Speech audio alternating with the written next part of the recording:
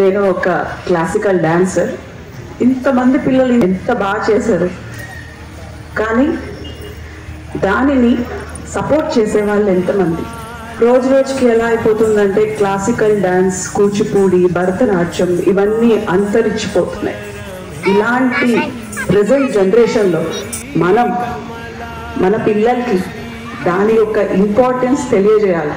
ఈ కళ ఇంకా విస్తరించాలంటే ఎంతో మంది దీన్ని సపోర్ట్ చేయాలి.